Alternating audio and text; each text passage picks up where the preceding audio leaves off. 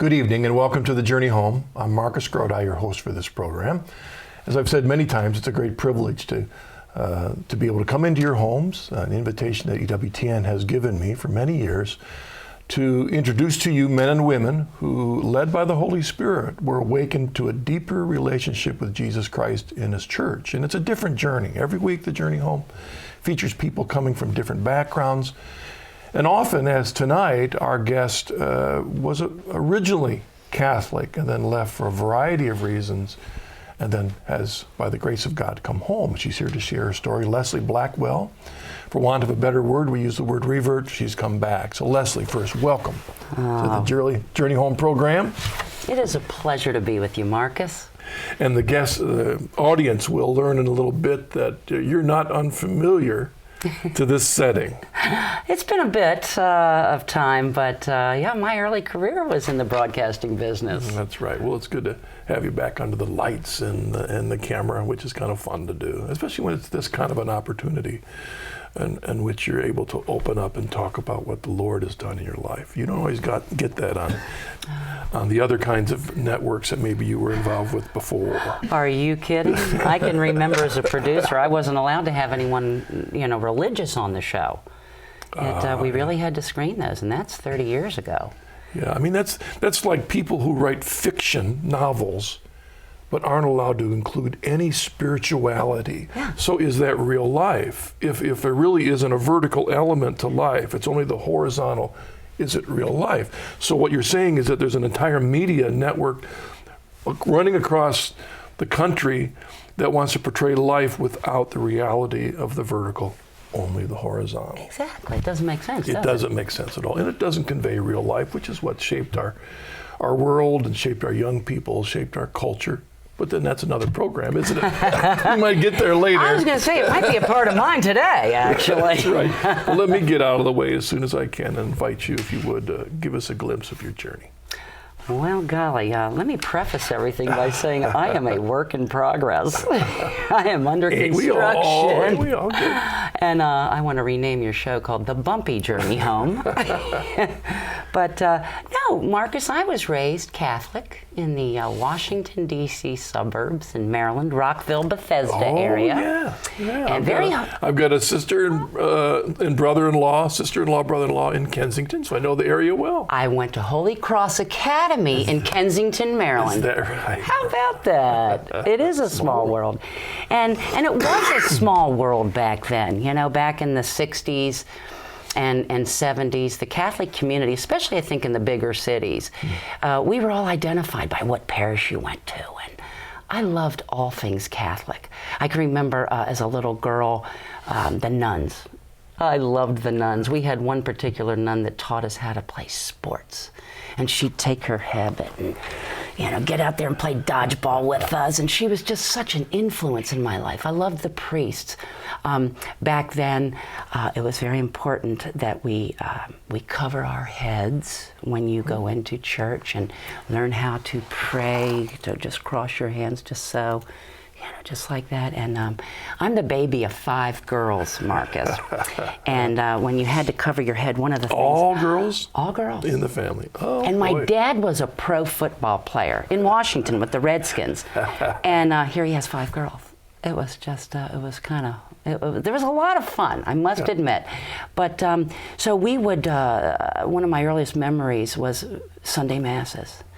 And it was time you'd hear Mom and Dad, okay, come on, time to go to Mass. And we'd have 3 mantillas for 5 girls. And it was the mad rush to my mom's top door to have to, because you had to have something to cover your head. And I was, as the baby, would always get the Kleenex with the bobby pin, just to cover your head. But so I loved growing up Catholic. I loved the tradition.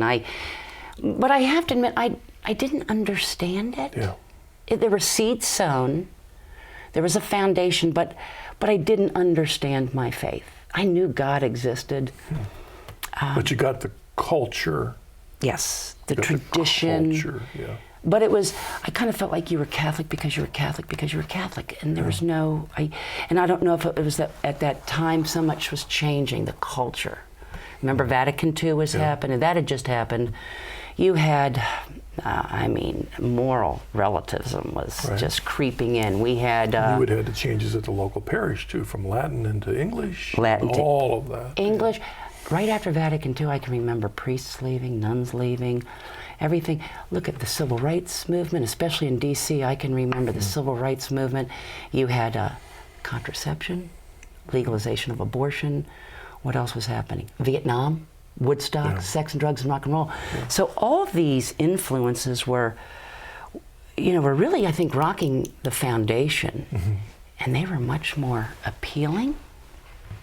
So I started kind of drifting that way, pushing the envelope, and God just didn't seem as important.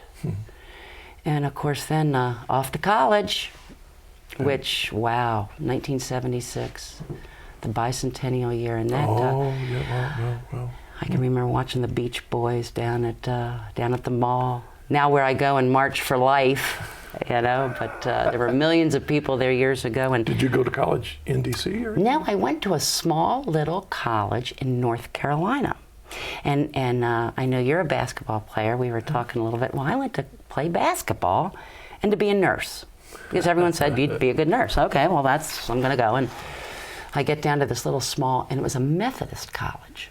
And I soon after I got there, I realized basketball's not my thing. I'm more interested in sororities and boys and parties and things like that. And before I knew it, there was a wonderful professor that took me under his wing. And it was right at the time, Marcus, when women were getting opportunities to be in television. And Watergate had just happened, and investigative news journalism, and there wasn't too many women on television at the time. So I was placed as an intern. That led to an apprentice news reporter my junior year, and sure enough, they hired me right out of college to co-host a morning talk show. And I mean, whoa, what a it was my dream come true. Yeah. And about the same time, I found out I was pregnant. Which you just make sure the audience just gets both those issues, because it's hard to be a woman talk show host and to be pregnant. In the 70s. In the 70s. Well, it was actually 1980. Yeah, 1980. It's tough. It's tough. Well, and you look at the difference. For sadly, the wrong reasons. I mean, right. I mean, oh yeah, it was scandal. It would have been a scandal.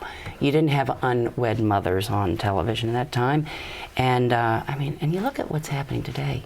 They celebrate the baby bump, and it really, look at that in just 30 years. Yeah. How it's changed, but so that left me in a crisis.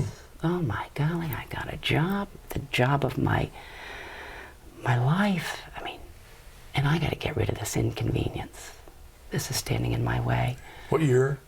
It was 1980. So we're talking 8 years after Roe versus Wade, right? Yeah. Right? Yeah. So, I mean, it's a part of accepted culture.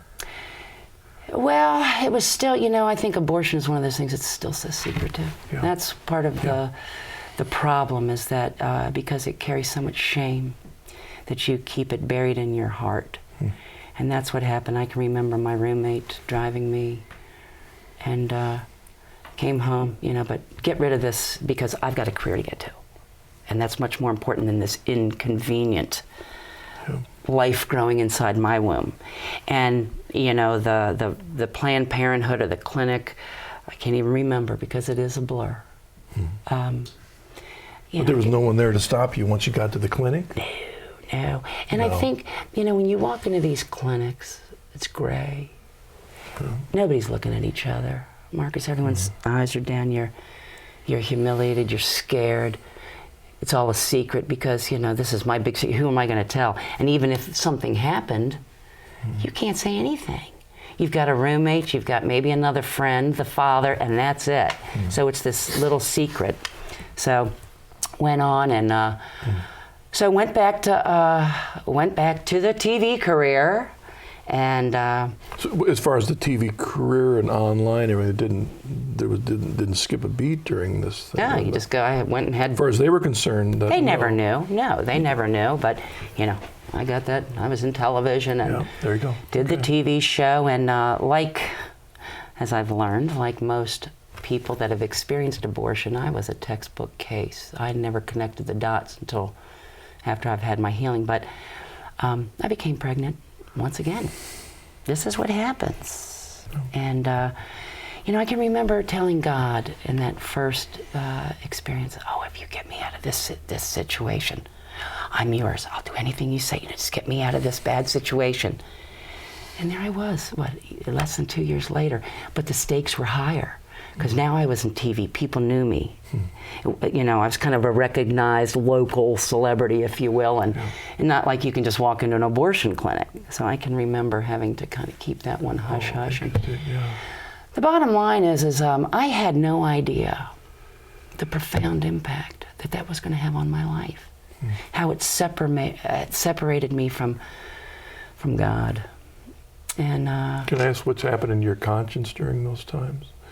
Is your conscience being seared during that time to accept this as this is just life, this is reality, or was there still a voice and they're still being heard down there? Big time conscience. Okay. But you do everything in your power to dull it.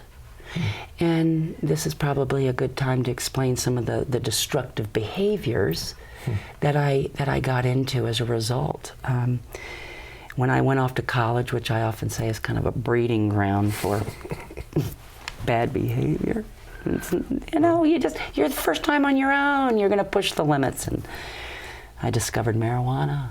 Oh, boy, did I like to smoke that. And drinking, it was just the culture. And so regarding that conscience about my choices, I think I did know. I knew right and wrong. But what you do is you dull the pain. So I'd smoke it out, I'd drink it out, I'd do whatever. Eat it, anything not to deal with the truth of what I had really done. And this is what happens as you do that. You squelch that. But it haunts you. Yeah. Well, the old enemies of the world, the flesh and the devil, are always there with their voices. The world, because you're in your own little world where everybody's doing it.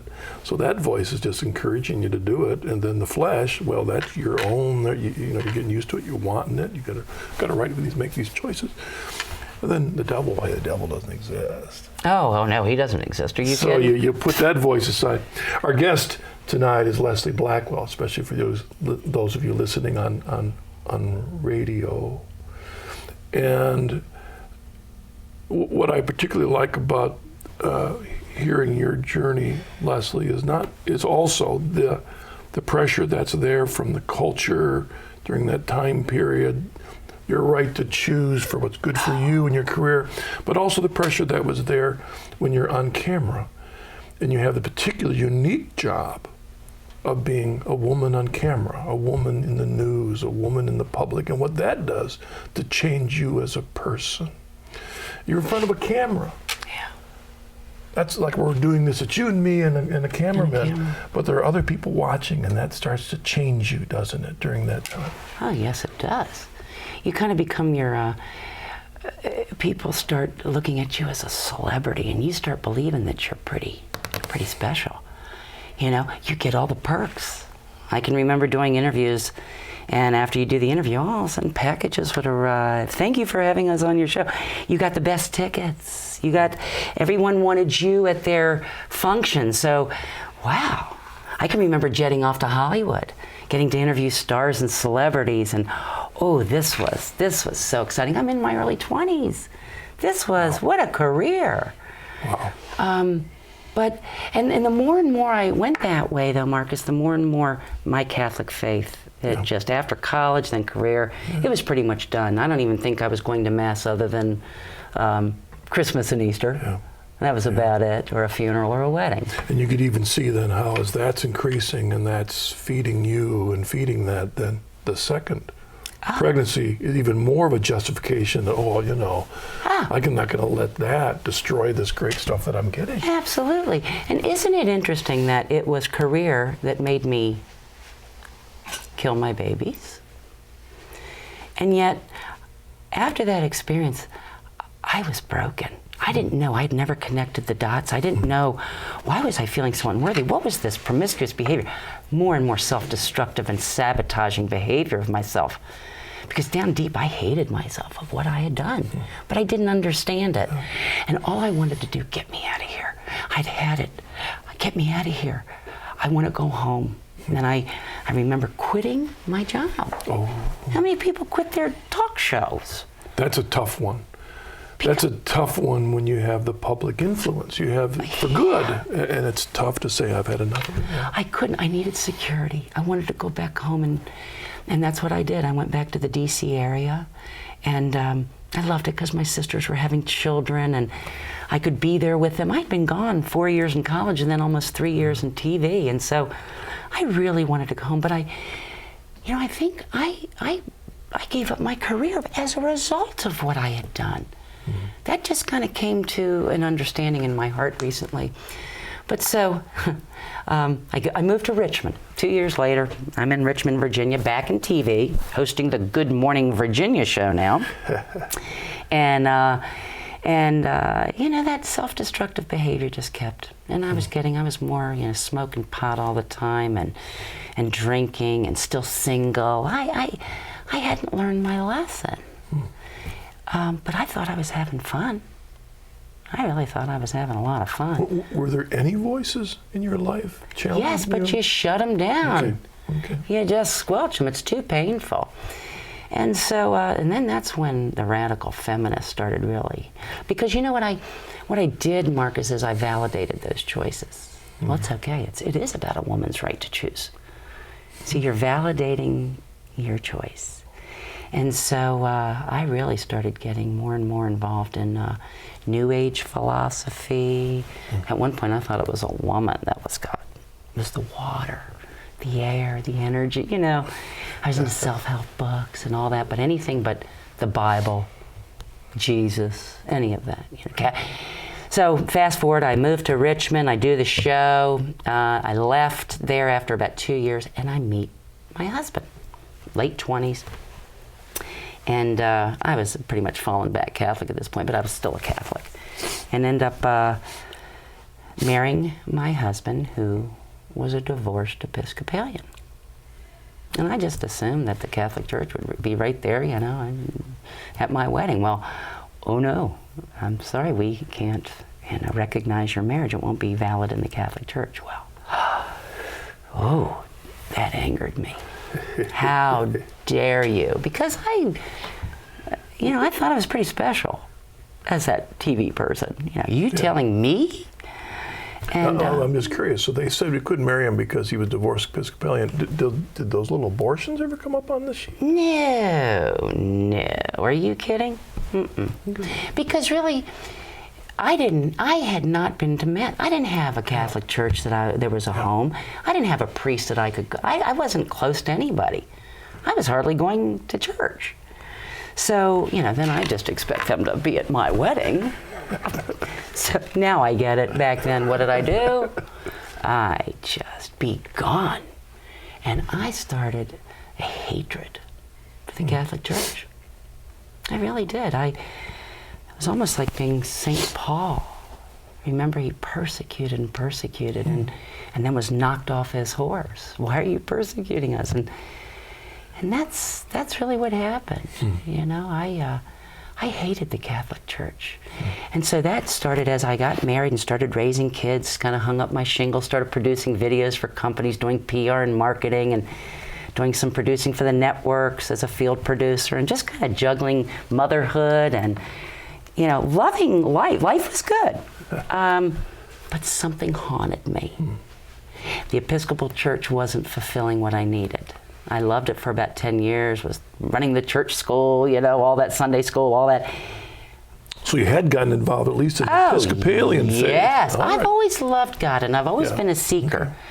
But something about the Catholic Church really bothered me, Yeah, and so I had to just, and oh boy, did I remind all my Catholic sisters and friends about, I see another one of your dioceses bankrupt. Oh, I'm so embarrassed of how I behaved. And I could see my friends just really upset with my behavior. But At any rate, that's what I did, and then I started church hopping because I wasn't getting fed. I kept saying, why do I have to go through Jesus in order to find God? You know, in my arrogance, it's me and him. We're like this. Who is this Jesus guy, and why do I have to go through him?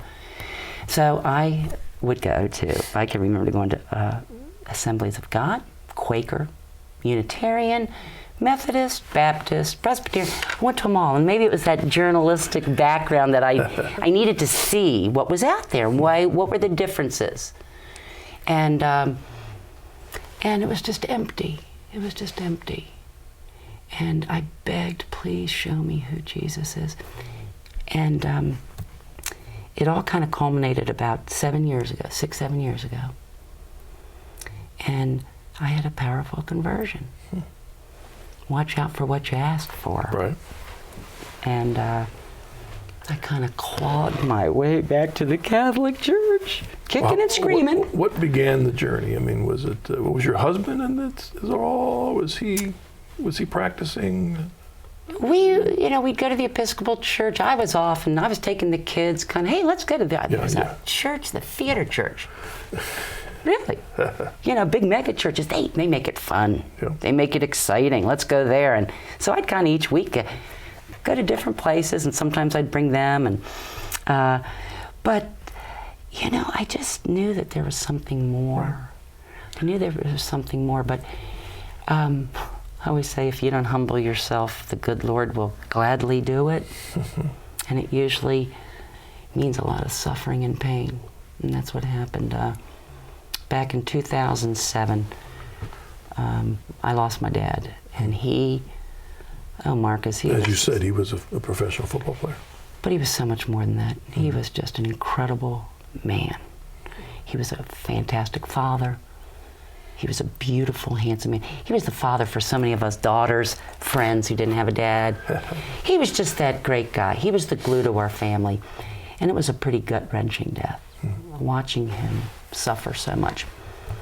And that really rocked me to my core. I had never dealt with grief so much. I think up to that point I had maybe lost a Labrador Retriever. And sometimes we don't know how much it's going to affect us until it happens, and then it's more than we imagine. And everything was happening at once. My drug use, here I am, I just felt like the biggest hypocrite in the world. I'm on the boards of family organizations in town because I'm that TV person still, and I'm on this board and this board, but yet there I am living this bogus life when I get home, hiding and smoking a joint. What? I could never understand what am I doing? Why am I doing this? And so I was so broken. My children, they were teenagers, they were falling apart. My marriage was crumbling. Wave after my father died. I think every month for the next 5 or 6 months, somebody died that I loved. I couldn't handle it. Fell into a deep depression. Just, what is going on? But I had been seeking, wanting to know who Jesus was. I had even consulted Christian counselors. They at least got me to open the Bible. Yeah. And I started reading about Jesus. And I think because I was open, it's the old ask, seek, and then you will find. Because I truly wanted to know who he was. I was so miserable. And so there I remember being under a weeping willow tree that I had planted. This weeping willow tree was huge, and I'm under there just crying, weeping. And I heard this voice say, I had to make you weep so you'd listen. And that was a huge moment.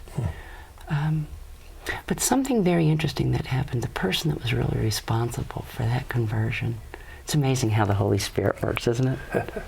He puts people in your life, and there are no coincidences. During the time that my dad was dying, and I'd be going from Richmond to the Washington, D.C. area, up and back to the hospital, and leaving my family, the kids, the dogs, it was tough. And I'd see my father's sister, my Aunt Betty, uber Catholic. We used to call her Saint Betty. Mother of 12 children, 53 grandkids. Wow.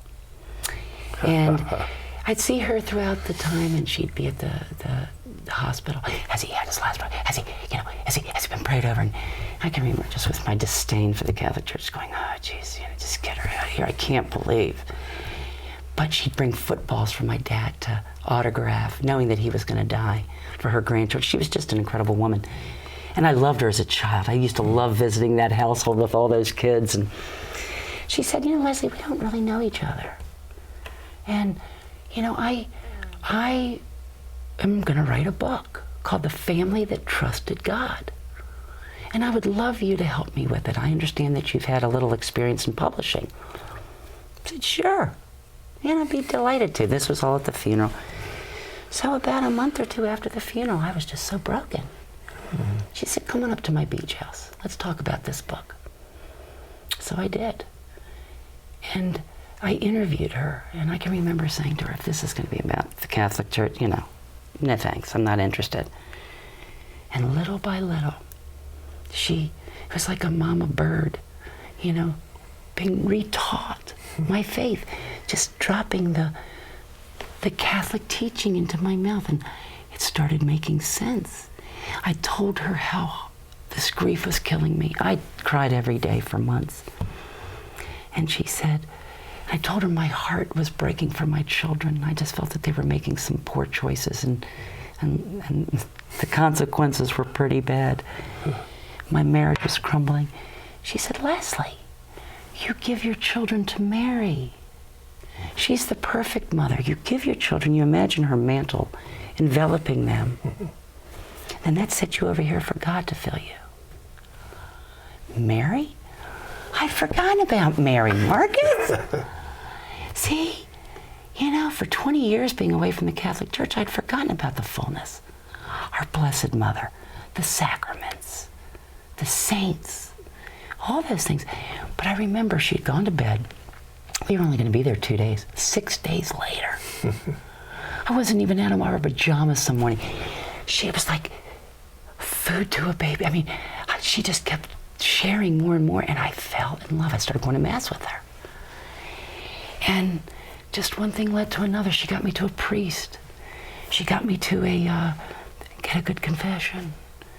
I fell in love with the Catholic Church. It was pretty exciting, but how was I going to tell everybody? We're going to pause there, Leslie. That's a good thing, because falling in love is one thing. I mean, in other words, really changing within, but then you have your persona. Yeah. You have your persona that you've established over many, many years. We'll talk about that when we get back, all right? Okay, see you in a bit.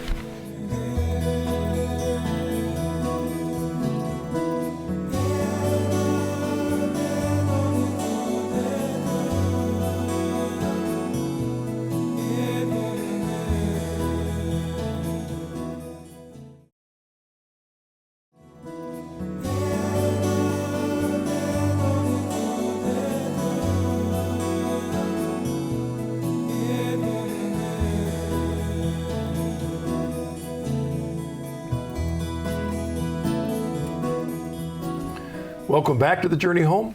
I'm your host, Marcus Grody. Our guest is Leslie Blackwell. I've paused you when, as a result, the witness of your aunt, who really was the witness of her whole life, Yeah. right? Yeah. I mean, that's what gave her the foundation for the credibility of her witness to you, because it really was the witness of her whole life, right? Oh, incredible. She is so special. She was truly responsible for bringing me back to the church and educating me again. Because, remember we were talking, I was raised Catholic, but I didn't understand it. Yeah. But then, and I don't know if it's maturity or what, it was the humility and the brokenness that finally got me back to, but I'd been seeking my whole life. I just had to go. I didn't stay on that straight and narrow. I had to go off a lot. Like many of us. Well, yeah. Like many of us. Right. But we talked about Mary and her reintroducing me to Mary. And I can remember her going to bed when she said, well, Leslie, you give your children to Mary. And it was just, I'd forgotten forgotten about her. I remember her going to bed, and I went outside, and in my little arrogant attitude, sitting there smoking a cigarette, looking at the ocean, going, okay, Mary, you know, what? I guess I'm supposed to pray. And I did. And I looked at that ocean, and I'm telling you what, Marcus, now I understand. Mary, all she wants to do is bring you to her son. She's always leading you to her son. Yeah. And somebody says, go through Mary. She's quick. It's like a good Jewish mama. You know, she wants you to know her son. And so that is what happened. It was through Mary that, in her intercessory prayers, that things really started happening quickly. After that experience, I went back, I found a church, and something happens to you. And I think that this is something that I realize that anybody who has a really powerful conversion, I couldn't get enough. I couldn't stop thinking about Jesus. I couldn't stop reading. There's the Bible. There's everything. Rosaries. All of a sudden, I'm picking. The icons start going up. That's what was hilarious. You know, the crucifixes, the fonts, you know, for the holy water. I'm at every single Catholic bookstore in town buying new things, you know. But I just couldn't get enough. I started studying a lot. I took a lot of the Jeff Cavins study, Bible Walk studies. Through the Bible. The timeline, St. James, Genesis. I could not get enough. For months, I gobbled down book after book. One of the most pivotal that really rocked my world was from your good friend, Scott Hahn, and his Rome Sweet Home. Right. And all those books, it started making sense. It was like this big puzzle. And the beauty, the authority of the Catholic Church, the sacraments. I didn't understand the sacraments. Now I realize how important that Eucharist is. That just wasn't a host. That just wasn't. The true presence of Christ is in that host. You know, so I started understanding. I became more reverent. I cleaned up my act. I had to take back the authority in my home. I had to become truthful. And so I couldn't get all those thoughts. I remember going to a priest and asking him, am I losing my mind? Because all I do is think about God and his world. And I pondered. It was fascinating to me. And this wonderful priest, my spiritual director, had always said, Leslie, I tell people after a powerful conversion to kind of not say anything for about 6 months. But I couldn't. You feel like you've just found this gift and you want to share it with everybody. Right. And I was pretty obnoxious. You know, it turned off a lot of people. My kids started calling me a Jesus freak. My husband thought he had lost his wife to, you know, it's hard for all those that are very close to you. It's funny, this morning, my devotions, I happened to be reading Psalm 52, and it's funny how the Lord works sometimes, because there was a verse in there that jumped out at me, and then now I think about what you're just saying, because the verse talks about the process of trusting in God, and then thanking God, and then proclaiming his name. It's a journey of trusting, and then it changes us to this issue of thankful, being grateful. And then you can't help but proclaim. You want to tell. You know, in fact, one of the Jeff Cavins classes that I took was about St. Paul, excuse me, not St. Paul, it was about Psalms. And just what you said, it's the plea, it's the praise, you know. And if you think, so many of the Psalms were Davidic. And what did he do? It's very interesting in the abortion, post-abortion community. I went to a wonderful retreat that really brought me a lot of healing, and I learned that David was a great example for us, because look what he did. Yeah. Adultery, murder, 2 of the big commandments that we're not supposed to do. Right. But look what he did. He repented, and he changed his life. And well, in the example of David, he did need a Nathan and someone to challenge him. Now, here you are, okay. And there's many things that we can talk about in our time. And we might get to it with emails later, but what crosses my mind is, okay, the Lord has hit you with a 2x4, as they say, and awakened you. Blinded. There you are. And you have a couple things. So you've truly come back to faith, not just the externals of the faith, but an authentic relationship with Jesus Christ through the sacraments and through that. So that's happened.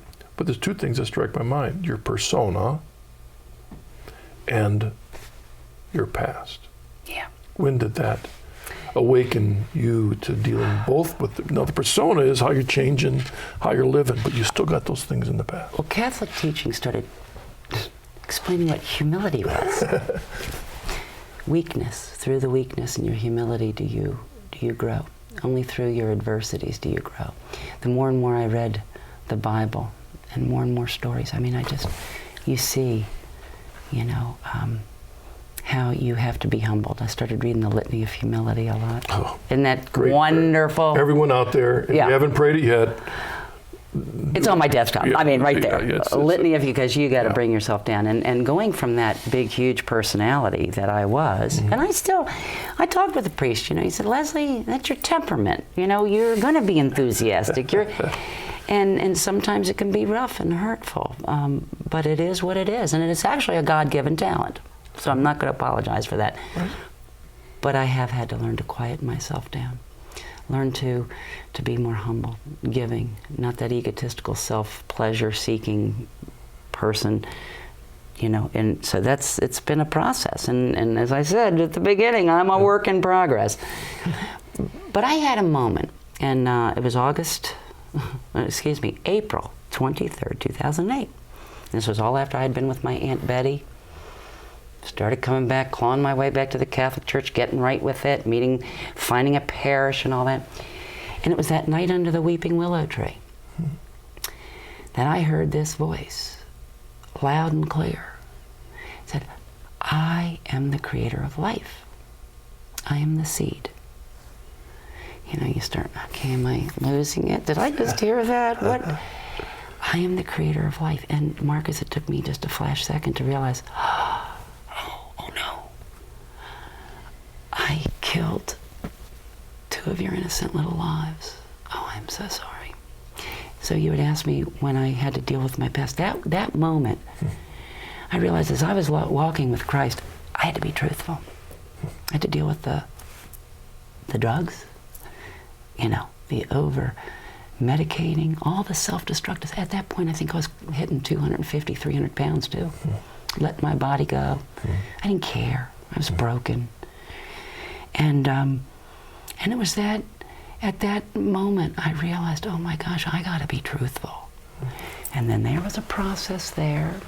It's funny how the Holy Spirit works. I'd go, wherever I'd go, and I'd find a Catholic church to go to Mass. In the bulletin, I'd say, Rachel's Vineyard Retreat for Post-Abortion Healing is going to be held. And I wonder what that is. Oh, I'm good. God and I are good. He's forgiven me. I'm glad that ministry is there for those people. For those people, because, I'm good. And I see this all the time with people who've experienced abortion, God's forgiven me, I'm good. But there's such a healing that's needed. And it was, just little by little, I keep seeing those Rachel Vineyards ads and bulletins wherever I go. And, and this is a great time to explain how the priests, there were so many instrumental priests in my life. And there was this one priest who happened to come to a little prayer group that I had, and I think it was during Lent. And he said, no, by the way, I'm going to be the priest at the Rachel's Vineyard retreat this weekend out at the Abbey. And I'm like, oh no, there's that Rachel's Vineyard thing again. This is, 2 years after I heard that voice, and I thought, okay, come on. And I went into confession. I said, Father, this is still on my heart big. He goes, come this weekend. Call this woman who runs the Rachel. Come. I remember going home, looking at that calendar, going, oh, I'm sure I'm too busy. Wide open. And he led me. And it was miraculous. I watched the Holy Spirit transform lives. So much brokenness. And, that's why what I do now, I am the co-coordinator of the Silent No More campaign for the state of Virginia. There's 4 of us. Wow. And we're all brave men and women that stand up and talk about the regrets of our abortions. And it's just been such an incredible experience to finally get to the point where you know you need healing, and then to be able to speak out in hopes that you can educate, others about the harm and the hurt of what it does to you. But I had to go through that healing, and that's what I emphasize. There are programs. I had no idea, Marcus, that there were even programs out there. There are not only Rachel's Vineyards, there are Surrender the Secret, there's Forgiven and Set Free, there's Bible studies, if you're so afraid and confidential, there are things online. Go see a Catholic psychiatrist. There's lots of ways, but go get help and healing. I was going to say that Paul admits a couple of times that what humbles him is recognizing where he's at compared to where he was. And you've shared that, but just to clarify, here you are talking about being pro-life. You were a bit pro-choice, even more than you've mentioned on the program, right, so far. I really haven't mentioned that much, have I? And I think to validate my choice, I became this militant pro-choice advocate. I used my little name in town, my power to. I remember meeting a woman who was involved in politics. She decided to run for the House of Delegates in the state of Virginia.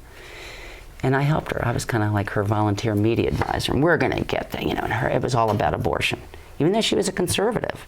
I can remember helping her get this. It sounds like an oxymoron, but we kind of started, I was part of a group that started the Republican Pro-Choice Coalition of Virginia. It doesn't sound like an oxymoron, Right. And and working with women, and it was all about my choice. I even would go down and lobby, to the lawmakers. Don't you ever take my choice away. And I was angry. I keep using the word militant, but I was that woman out there on the corners, looking at those wacko zealots, those religious people over there trying to legislate my body. Oh, I'm so embarrassed at how misguided I was. When you look back at that, this is before your Catholic conversion, this is before the Lord changed you. When you look back at that,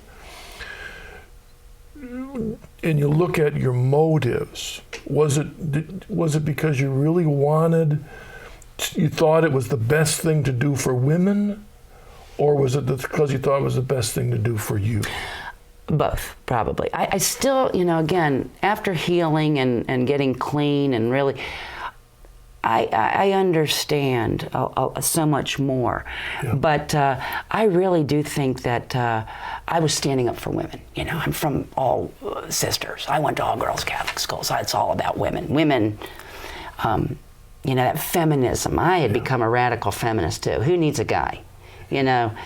Women, burn your bra kind of thing. It was just, now I realize what radical feminism has done to our culture.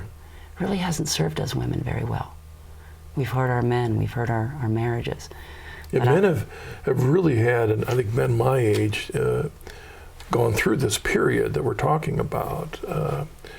If you have men who are sincerely wanting to do what is best for the woman, want to be caring, don't want to be overpowering, they're not sure how to answer the feminist attack. They don't know what to do, other than you respond in like kind, and then you got a battle going on.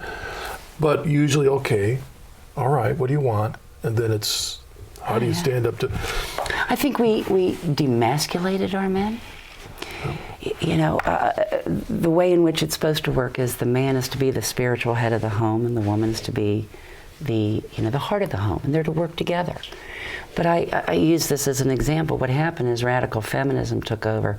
The women started like this, and we just stepped on our guys. We don't need you. I don't need you to have a baby anymore. I don't need you. And what have we done? Here we are today, yeah. And so we're griping, where are the men? Why don't the good men stand up and be heads of the home and be fathers? We've destroyed them for the last 40 years. No.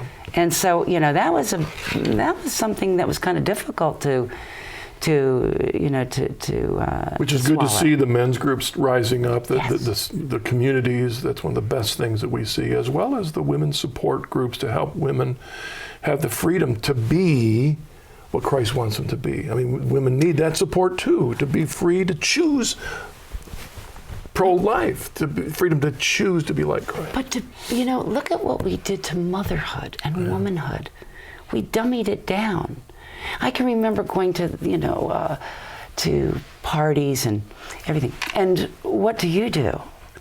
Well, I'm a mom. I raise my kids, and it's, oh, isn't that sweet? I'm a high-powered lawyer at this, or I'm a doctor. And it's as though we dummied down the most important job in the world. And the woman that brought you back was a mom. A mom who had, I was talking with someone the other day who had the first unintended pregnancy. Or, Christ, really, you think about it. Mary found with child. Yeah. Look at what she had to go through. Right. Of course, I'm also meeting your aunt, who was a mom. But she was open to life, and she taught me the authenticity of womanhood.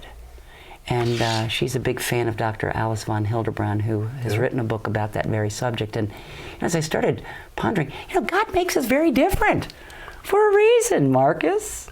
Yeah. We are, and I think, as a woman who has been through an abortion experience, it's unnatural for a woman to take her child. God creates our wombs very, very special. It's sacred territory.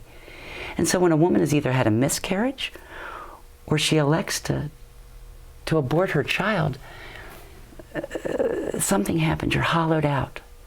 It's unnatural. It's against natural law, God's law. And it's the same with men. I can't emphasize enough how important it is for men to understand that they go through just as much hurt and pain as women, because they're to be providers and protectors, and they didn't protect that child or that woman. So much healing's needed out there. And when you look at 1 out of every 3 people, especially this baby boom generation, a lot of us that drank the Kool-Aid of that sexually promiscuous society of the 70s and 80s, there's a lot of them hurting out there. And keeping those deep, dark secrets buried in your heart is not healthy. Yeah. I was going to say that's going to be maybe one of the biggest questions I'd like to ask you is that, let's say someone's watching and no one in their life knows except them what they're hiding inside, and they may have really liked to let go, but it's tough. What do they do? How do they move forward? Because you were seeking, in fact, you were seeking Christ, and to a certain extent, you didn't know that what you were also seeking was this healing. Yeah. It's a complex issue. Most people that have been through an abortion experience, it's a trauma. If you think about it, it's a trauma. There's a syndrome called post-abortion trauma, just like PTSD. When you've been through an abortion experience, it's a trauma, so you do need healing. You need to be able to get right with yourself. And then, as I said, the connecting the dots. That's why the eating disorders. I go from being thin to fat, to thin to fat, to the relationship issues, the hovering parenting, the self-destructive, the smoking the pot, the over-drinking, the popping, anything to dull that pain, So it's so important that we kind of blast through our hearts and realize that only until you're honest with yourself, the truth sets you free, just as he promises, right? But you can't live in peace and live a lie. It's bogus, it's hypocritical. And so I just invite your many, many viewers and listeners that to break that silence and get some help. It's there. It's confidential. One of the greatest gifts that we have, and we, of course, our non-Catholic brothers and sisters, our call is to surrender to Jesus Christ, and invite him into your life. I mean, that's that. But the reason that we call people all the way home is because of the graces that are there in the sacraments, the true intimate presence of our Lord Jesus in the Blessed Sacrament, as we can be in his presence, and as well as the power of the confessional, where the graces are there to really set the past behind, than to be reunited with Christ in a powerful way every time we receive him in the Eucharist. I mean, there's the fullness that we need. And when we can begin by, Lord, help me, of course, that's where you begin. But he offers so much more in his church. I've got an email from Dan. I'll see if we can slip this in. Okay. All right. Okay. Dan writes, my sister left the Catholic Church since she thinks that it's judgmental and closed-minded, especially on issues like abortion and the role of women. As a man, it's difficult for me to say anything convincing to her. And so I am wondering if Leslie has any feedback or thoughts on this situation. Good question.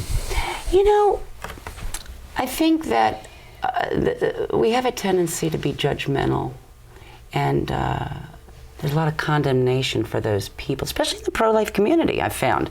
As I've become a real, militant on the pro-life side now, which is the best side to be on, you find that that happens. But even in the pews, within the Catholic churches, you've got these people that are, abortion, and there is that condemnation. So that's what makes people afraid to break the silence. Not only within your church, but within your friends and your family.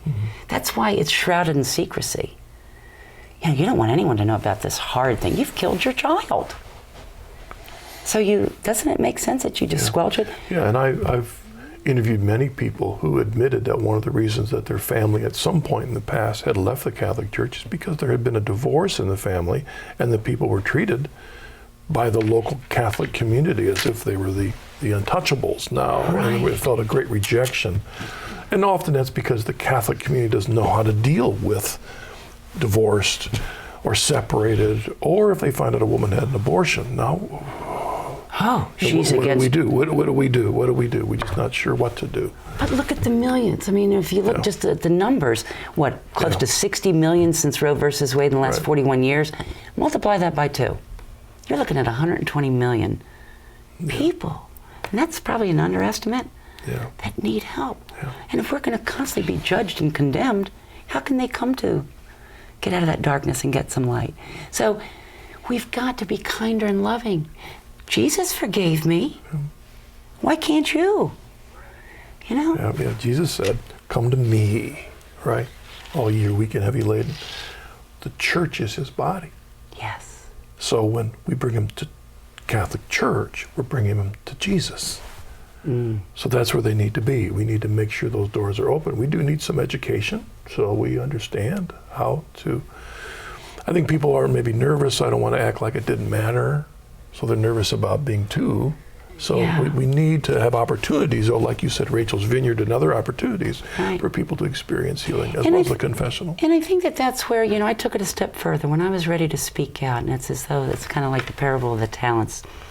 You have to use your talents. And I started thinking, well, gosh, I was a TV person, a journalist. I have these communication skills. Maybe God wants to use me. And I started, I went to a March for Life a couple years ago and met a lot of the Silent No More folks, and just said, these people, they're my kindred spirit. They're my sisters and brothers that have the courage, which is one of the gifts of the Holy Spirit, to stand up and speak the truth. And I believe that the Silent No More folks and those that have the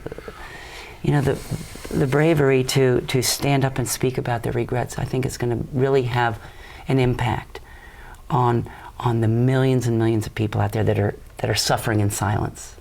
Yeah, I really do. That there's a whole movement on the other side. You do realize that's trying to say, hey, abortion's no big deal. We have no regret. Yeah. So our fight is even stronger. It is a battle. Yeah, it's a continued battle for our children and grandchildren and what they're going to go through. And so we need. I'm always reminded of that verse in 2 Corinthians that said that we're comforted that we might comfort. Yes. What you've gone through with the gifts that you have is also God enabling you to be a voice to help comfort others. But isn't it amazing how he always takes the bad and makes something good out of it? It really is. And I always say, Marcus, my golly, if Jesus could transform me, this gal who swayed everywhere, he can do it for anybody. And that is the good news. My golly, he loves me that much that he could transform me. Are we finished? We're finished. Well, thank you for coming home. Oh. And for your witness. Thank you, Leslie. It's great to be back home. Thank you very much. You bet. And thank you for joining us on this episode of The Journey Home. I pray that Leslie's journey is an encouragement to you. God bless. See you next week.